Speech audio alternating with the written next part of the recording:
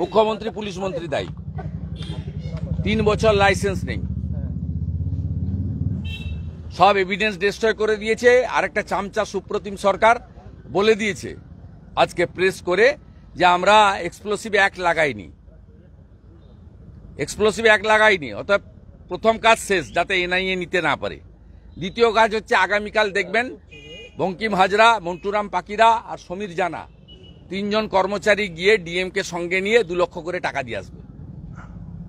এটা non stop চলছে, এগরার খাদিকুল থেকে কয়েকদিন আগে কল্যাণী থেকে নন স্টপ।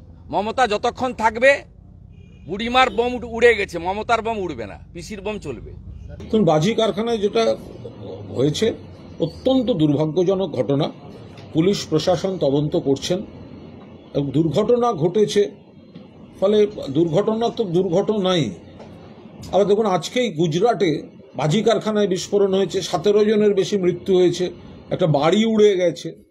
দেশের প্রধানমন্ত্রীর রাজ্য, দেশের স্বরাষ্ট্রমন্ত্রীর রাজ্য, তো গুজরাটে বাড়ি উড়ে গেছে, দুর্ঘটনা। তো বাংলায় দুর্ঘটনা ঘটলে সেটা নিয়ে রাজনৈতিক বিষ মাখানো প্রচার হবে, আর গুজরাটে দুর্ঘটনা ঘটলে সেটার উপর গঙ্গা জল দিয়ে তুলসী পাতা দেওয়া হবে। দুটো তো আলাদা হতে পারে না। তাহলে সুকান্তবাবু আর দিলীপবাবু যদি পাথর প্রতিমার বাজি কারখানাতে এনআইএ দাবি করেন, তাহলে এনআইএর আর একটা টিম যেন গুজরাটে নরেন্দ্র মোদী আর অমিত শাহের গুজরাটে, যেখানে সেম বাজি কারখানার বিস্ফোরণে, ভয়ঙ্কর বিস্ফোরণে বাড়ি উড়ে গেছে, 17 জন, অসমর্থিত খবরে আরও বেশি মারা গেছেন, তাহলে এনআইএ ওখান থেকে শুরু হোক। তাহলে এনআইএটা গুজরাটেও যাক। এনআইএ আর কেন্দ্রের সরকারের এজেন্সিগুলো, সেগুলো তো শুধু বাংলার জন্য হতে পারে না। দিলীপবাবু আর সুকান্তবাবু এটা জেনে ভারসাম্যমূলক মন্তব্য করবেন। আপনাদের রাজ্য গুজরাট, আপনাদের শাসিত রাজ্য গুজরাট, সেখানে বাজি কারখানার বিস্ফোরণে আজই 17 জন মারা গেছেন, কম করে, সংখ্যাটা আরো বেশি আসছে। তাহলে এনআইএ হলে ওখানেই যাক। আপনাদের ওই গুজরাট থেকে কি কি ধরা পড়ে না, মাদক ধরা পড়ে, যা যা আছে সব নানা রকম জিনিস, ঘটনা ঘটে যায়, অভিযোগ আসে, খবরে দেখা যায়। তো এবার যদি পশ্চিমবঙ্গে পাথর প্রতিমায় একটা দুর্ভাগ্যজনক ঘটনা ঘটেছে, পুলিশ প্রশাসন তৎপরতার সঙ্গে তদন্ত করছে, তো এটা নিয়ে যদি বিজেপি এনআইএ চায়, তাহলে গুজরাটে একই দিনে একই বিস্ফোরণ, তাহলে সেখানে গিয়ে নরেন্দ্র মোদী আর অমিত শাহের জায়গায় গিয়ে এনআইএ তদন্ত করুক।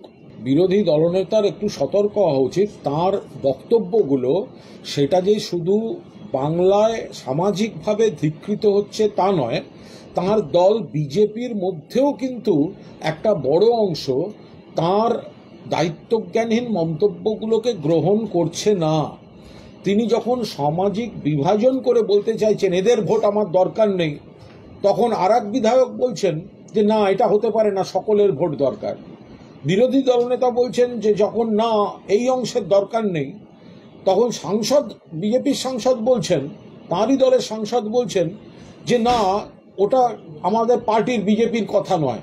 অর্থাৎ বিরোধী দলনেতা তিনি খবরে থাকার জন্য যে প্ররোচনামূলক, বিদ্বেষমূলক, বিভাজনমূলক যে বিবৃতিগুলি দিচ্ছেন, সেটা শুধু বঙ্গীয় সমাজে ধিক্কৃত হচ্ছে তাই নয়, তার পার্টির মধ্যেও একটা বড় অংশ তার স্পষ্টভাবে তার সঙ্গে দ্বিমত পোষণ করছেন। ফলে এটা থেকে তার শিক্ষা নেওয়া উচিত এবং তার এই ধরনের বিদ্বেষমূলক, প্ররোচনামূলক যে পর্যবেক্ষণ এবং বিবৃতিগুলো, সেটা থেকে বিরত থাকা উচিত।